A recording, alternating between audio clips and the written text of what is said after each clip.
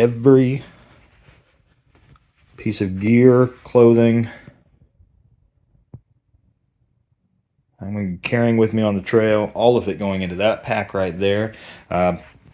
Just so that we're clear, no, this yellow thing is not coming with me. That's just a nice way to keep things organized.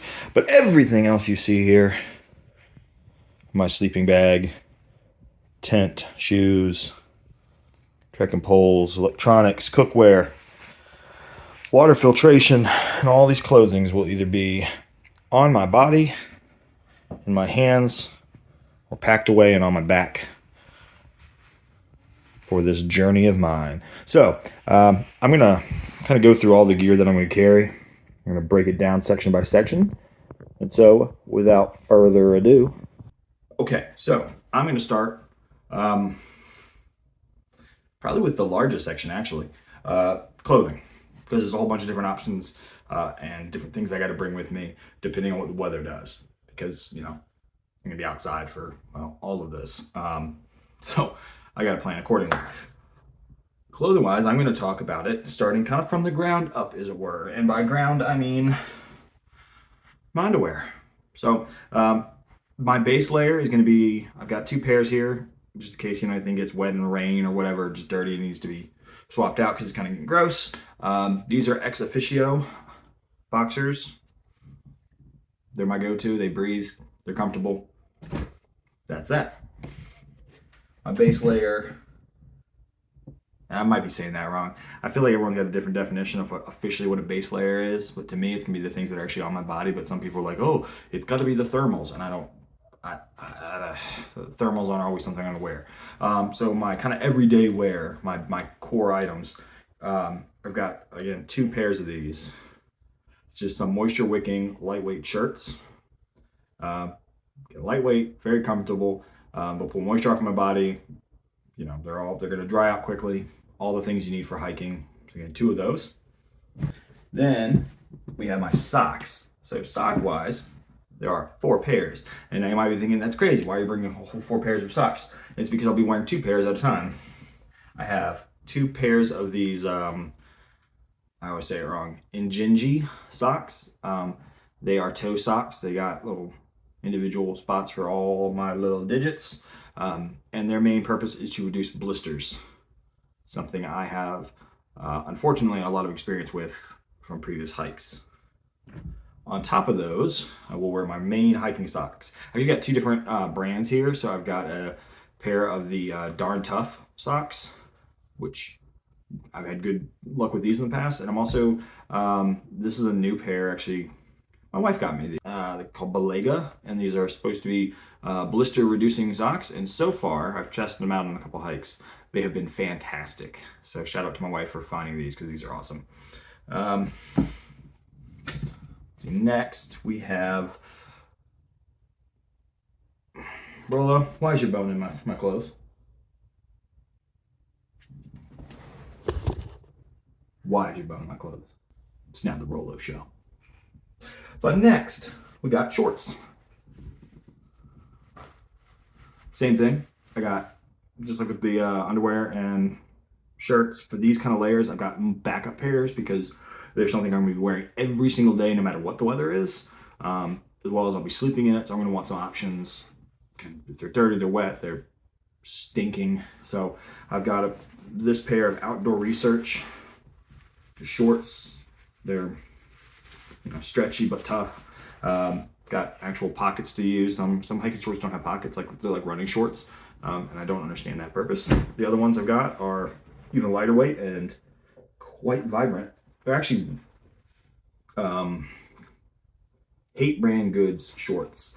So they're kind of like running / workout shorts, but they are just perfect for hiking. So that'll be one of my daily wears.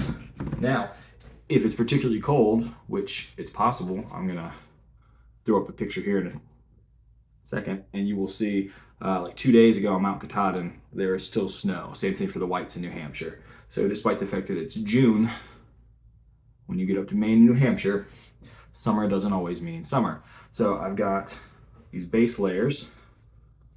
There's some, you know, warm tights. They're real thin. They're thin, but they're warm, with like a little bit of fleece lining.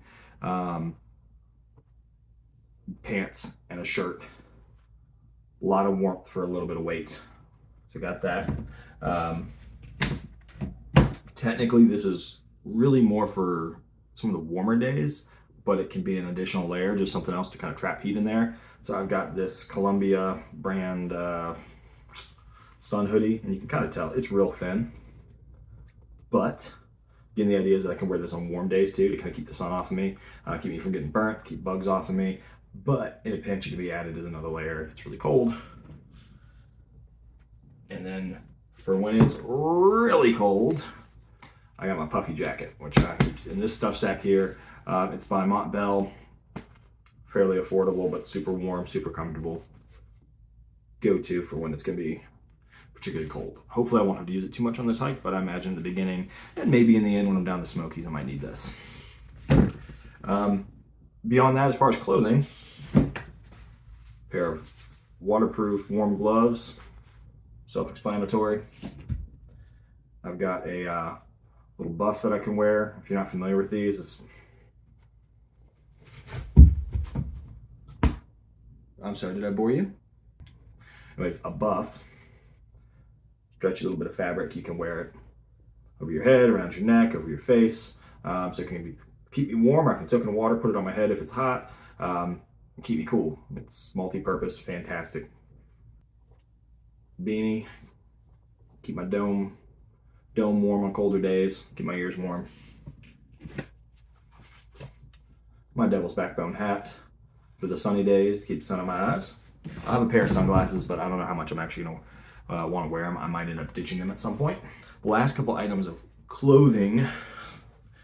Oh, forgot one other one. This is important. Trog togs. Pants, rain jacket. They're both rain. The pants can double as a wind pants and just another layer of warmth, with the tights and shorts. Add these to them. My shoes. These are Ultra Lone Peak 6s. These have been my absolute favorite shoe.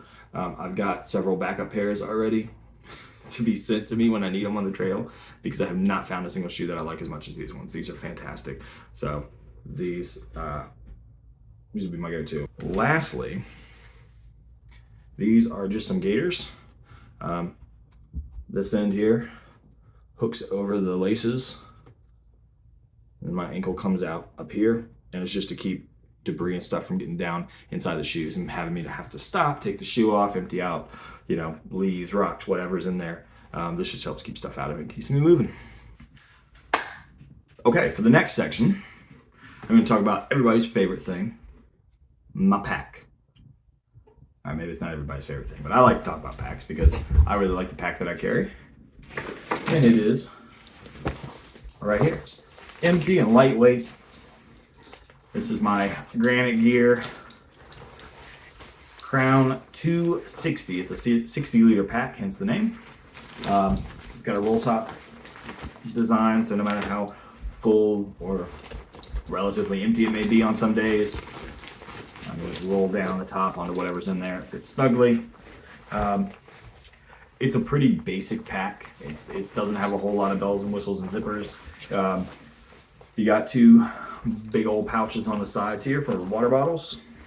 One big pouch, and these are mesh pouches, by the way. I don't know if you can really see that, but yeah. In the back, and I'll keep things I need to grab quickly in there. Maybe some stuff for the bathroom.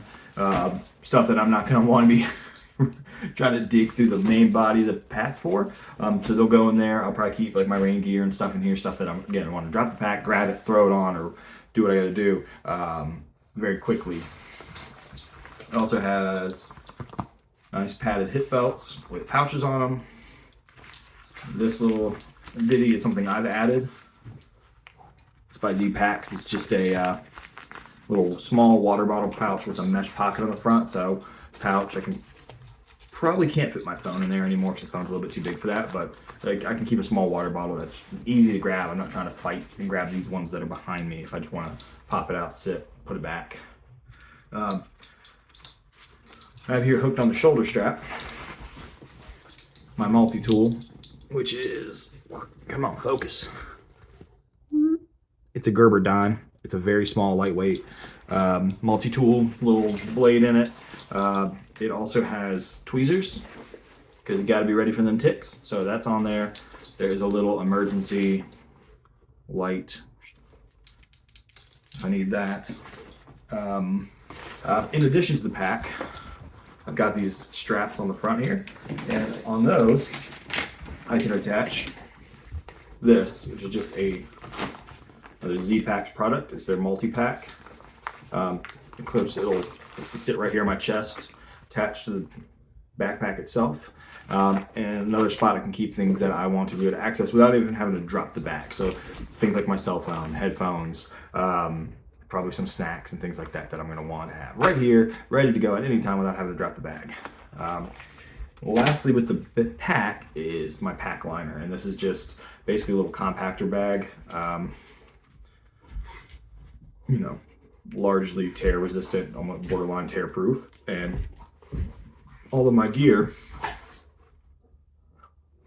Guys, I'm doing something. I'm working here. They don't care. All my gear will go into this. This thing goes inside the pack, and I can roll it all down and keep water out of the pack. So this is crucial for keeping my stuff dry. Very important. All right, so next up, I'm going to talk about my sleep system. That includes the tent.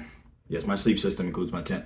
Some people talk about sleep system, and they are, sleeping bag, sleeping pad. I'm talking about the whole thing. Everything I'm going to set up in camp that is going to be for my comfort at night while I'm trying to sleep. So in this case, we're talking about the tent, my sleeping pad, my sleeping quilt, and my pillow. So for my tent, it's a Nemo Hornet 2. I think they call it the Hornet 2 Elite. It's their ultra, hey, yes, there it is, Hornet Elite 2-person. It's their ultra lightweight version of the Hornet 2-person. So it's a 2-person tent, but really it's 1.5 people, or in this case, 1 myself, and some of my gear that I want to have in there with me. It is a semi-freestanding tent, meaning it has tent poles with it. So these would be probably in that outside patch of my bag that I pointed out earlier. And I can set it up without having to stake it down if that's the circumstances. I can just use the tent poles, and those will be enough to support it. However, ideally, I should use the little guy lines it comes with and the tent stakes to really stake it out. One for keep it from blowing around at night if there's a storm or anything, but also it helps expand it and just give me that much more headroom inside the tent itself. The tent has both the main body of the tent and then a rain fly. I've had it for a little while now. I love it. It's perfect for me. Again, this is that balance of comfort and convenience for me. I know the lighter options would be using something like a Z-Packs or Gossamer Gear, the One, some sort of trekking pole based tent, but I just like this semi-freestanding. It's just convenient for me. I will have a Big Agnes Q-Core SLX sleeping pad, little inflatable pad.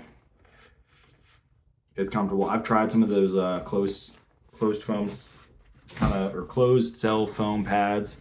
In fact, I used to use the Nemo Switchback. So surprise guest in this segment. You can see I have kind of cannibalized this thing, or butchered it a little bit, and now it actually is my sit pad / doormat for my tent because it's crazy lightweight, and allows me to have a little thing to sit down on in camp, so I'm not having to sit directly on the dirt, as well as a little, like I said, doormat for my tent, so I actually kind of keep the actual thing clean. Try and keep from tracking stuff inside of the tent if I can avoid it. So, but anyway, so sleep pad, inflatable pad, comfortable enough. I have to use one of these. The problem with the Switchback before is I'm a side and kind of stomach sleeper, which those things are so thin I can feel every little root and rock and everything below me when I sleep on my side. So this is the way to go. In addition to that, talk about ease and the quality of life things, is the Big Agnes Pump House, which both doubles as a stuff sack, put things in with a roll top, and this is where all of my clothes and things will go in. But it's also got this little handy valve at the bottom that hooks up to my sleep pad. So when I get to camp and I need to fill it up, I can pull out this liner keep up a bunch of air and use this to inflate my sleep pad. This is the Sea to Summit Thermalite reactor. It's a sleeping bag liner. So this is the barrier between me and my stinky self and my sleeping bag. So when I get to town, I can wash my clothes. I can also just throw this in the wash, clean this, make sure my stuff doesn't stink, versus having to try and clean my sleeping bag, which of course is full of down and all that, which is really tricky to clean. You got to do it very carefully. This is just throw it in the wash. Don't worry about it. Throw it in the dryer. It's no big deal. My pillow, my main pillow, is this little cocoon pillow. It's inflatable. It's extremely lightweight. It inflates to about yay big. Again, super comfortable, but, well, actually I say super comfortable. It's comfortable enough. I mean, it's not a real pillow, you know, but it works. It works for camping. And lastly, my favorite item, my quilt. That's right, you heard it. Quilt, not sleeping bag. This thing is open on both ends. It doesn't have that traditional foot box. I'm not wrapped up like a mummy bag. It's a quilt because, again, being a side sleeper and stomach sleeper, I move around a lot. I like to be able to kind of just pull it over me versus having that thing kind of cocooned around me. So this is my sleeping bag. It's enlightened equipment. It's a 20-degree bag, so it should be rated down to keeping me warm even in 20-degree weather. Along with that, that's just a bag, but keep in mind the sleeping pad itself will provide me some heat because it creates a barrier between me and the ground. And then the bag liner I showed you adds a little bit more too. So if it's really cold one night between those things, my clothes and all the layers I'm gonna add, I'm gonna stay plenty warm. So not worried about that out there. All right, and so for the next section, as I fix the camera a little bit, for the next section, my cook system. Food, I'm gonna actually do food and water next. So I'm gonna filter my water, store my food, cook my food, all that good stuff. So I'll start with the bigger item here. Again, good old Z-Packs, it's their bear bag. Along with that, I've got a little fair amount of line here and a little rock bag. And so this will be used to store my food in my pack as well as hang my food at night. You know, keep critters and bears and such away from my food, and by extension away from me while I'm trying to sleep. In addition to that, I don't have it here with me, but I'll be using just typical stoves, the little fuel canisters. I can't fly with those because it's pressurized gas, but I'll get those when I get to Maine. And then the stove itself that will hook up to that fuel. So this little piece here by E-Tech City. I'm gonna say E-Tech City, I feel like that's right. Anyways, this little stove just screws onto the top of it. These pieces fold out. I can stick my cook pot on top of that. But the thing I like the most about it, obviously I've got a little control valve, and we'll see how well this shows up because this is my favorite part. I don't need to worry about a lighter. So fuel, stove, and of course on top of that is my little cook pot. So this little dude here, this is by Snow Peak, extremely lightweight. Put my water in here, boil it up, put some food in there if I'm eating out of this, or something I'm putting together. So that's it, all in one. Boiling water, cooking, eating from, everything.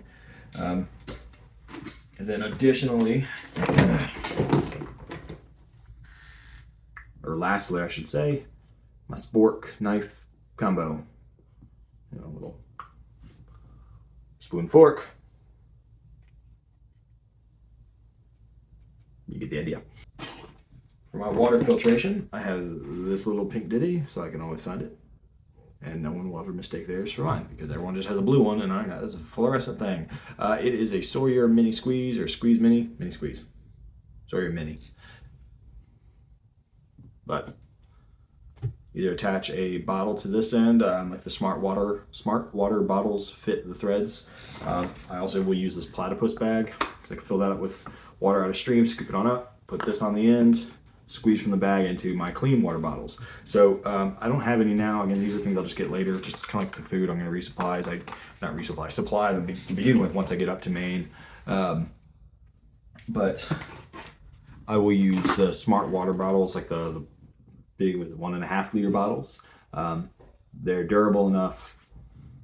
they fit great in this pack and those side pouches, and then I'll ensure that I've got enough water whenever I need it. I don't think I will need 2 of them to begin with. I'll probably use a small water bottle here and then the larger one in the pouch. But I know in some sections, I think like Pennsylvania and maybe even parts of New York and stuff, as they get down there, the water sources can dry up during the summer. So I will plan accordingly and stockpile when I can, just kind of camel up. And then all of those items, one more. I don't know if I'll really actually end up carrying this all the way or if I'll figure out some other means because it's a lot of weight for something small. But basically it's a cleaning plunger. Fill this with clean water, and then you shoot it in the reverse direction to the filter to blow out any of the fun stuff the filter pulled out of the dirty water so it doesn't get clogged up or slow down too bad. And then all my water stuff goes into this little bag so I can find it all. It's all together. All the food, cooking stuff goes into this little bag, which then of course goes into my bear bag for storage, especially at night. So again, no critters show up. All right, next section would be kind of my personal hygiene medical section. Toothpaste, little tiny toothbrush.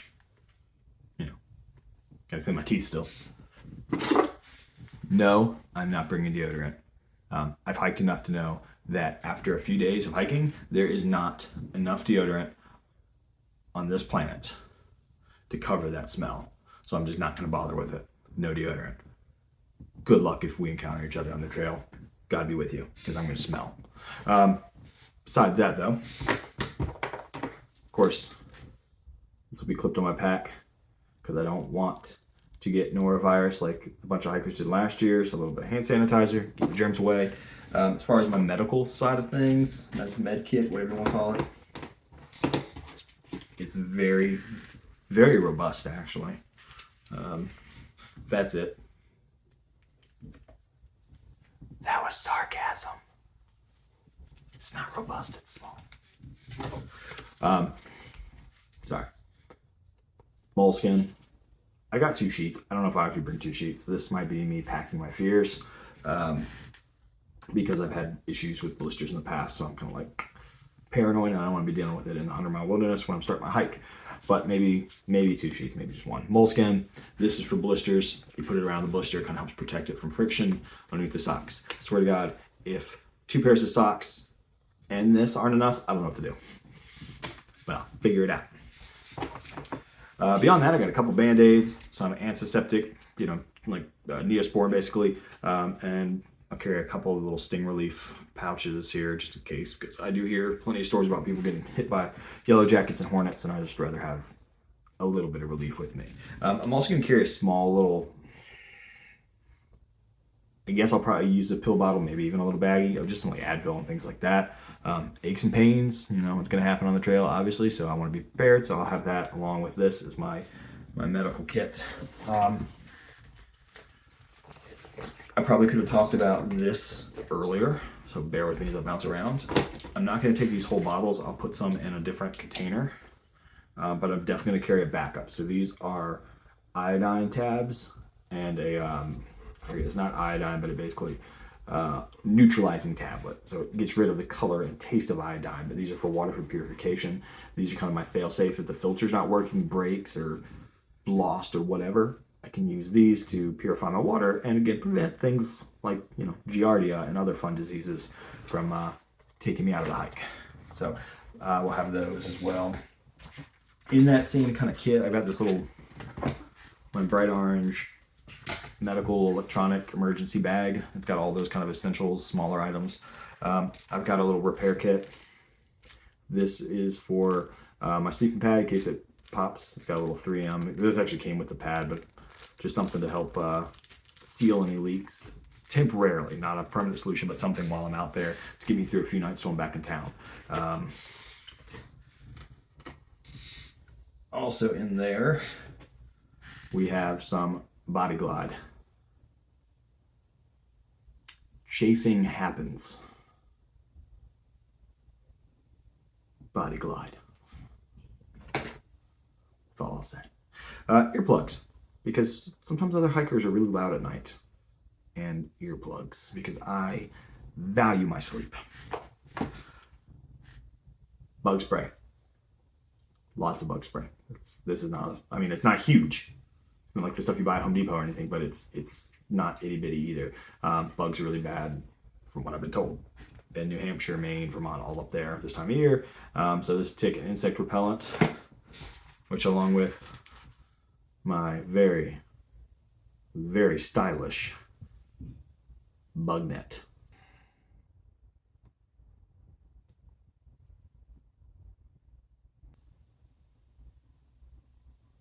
Should hopefully keep the bugs away. This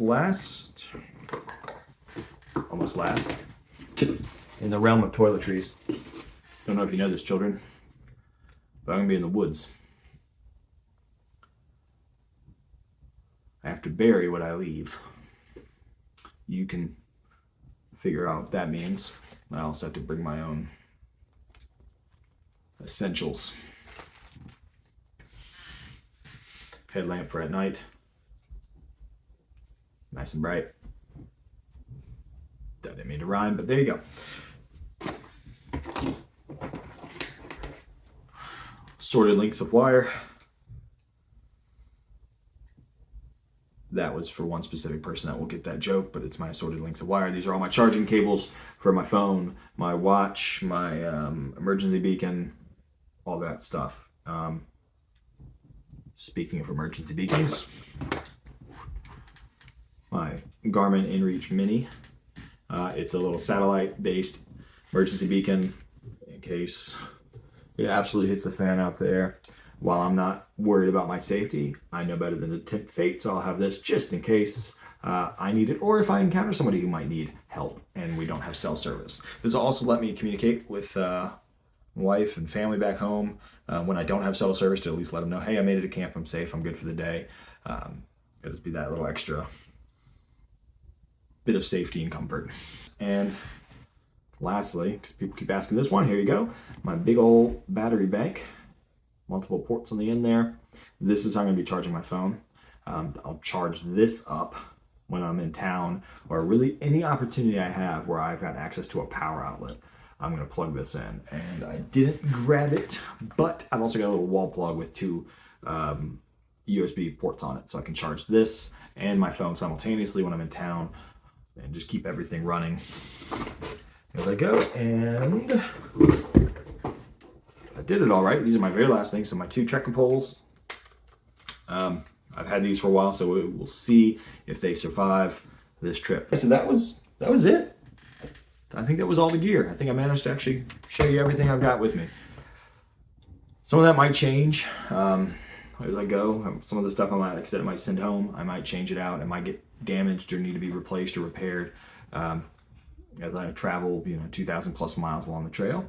I think when I'm done with all this, God willing, 2,000 plus miles down the trail, when I'm done with this, I'll probably revisit all the gear, maybe give a review of what stuff I liked, what stuff I didn't, what stuff changed, because I am quite certain stuff will change. That's just the nature of a hike like this. Some of the stuff that might have worked well for me in the past might not work well on an adventure of this size. So if that's the case, we'll revisit that down the road. I don't know what my next video will be. I'm going to try and get one more, maybe two more out before I actually leave. And then once I get ready to head out on the 20th, I'll try and start filming then. And, well, no, I'll take it back. I'm going to start filming then when I head out on the 20th, so you can actually see even me getting up to Maine, just what that process is going to be like, what the shuttle and the bus lines are like up there, as far as how I get up to Mount Katahdin, which is pretty remote to begin with. And then hopefully I'll be able to actually start uploading some of that stuff pretty quick. I am quite certain that my first few videos will be delayed once I actually start hiking. The area is called the 100-mile wilderness. It's a wilderness, as the name implies. I doubt I'm going to have great cell service. Certainly not enough to probably be uploading any kind of large videos. But as soon as I do have that service, maybe my first town that I get to, wherever, I will upload all those videos. But that's a little bit down the road still, in another 14 days, 2 weeks. Oh my God, it is Thursday. Yeah, exactly. In 2 weeks, I'll be summiting Katahdin. Hopefully by this point, on that day, I'll be safely back off the mountain and camp and getting ready to start the rest of the hike. But that's 2 weeks from now. In the meantime, I will see you when my next video drops. Take care. Oh, like, subscribe, comment, ask me questions, please. If there's anything else you want to know, give me some ideas maybe for another video before I actually leave, because I don't really know what else to talk about, and I don't want to bore your head off by talking about like geology of the trail, but I will do it. I will do it. So think of something interesting, or that's what you get. Thank you for watching.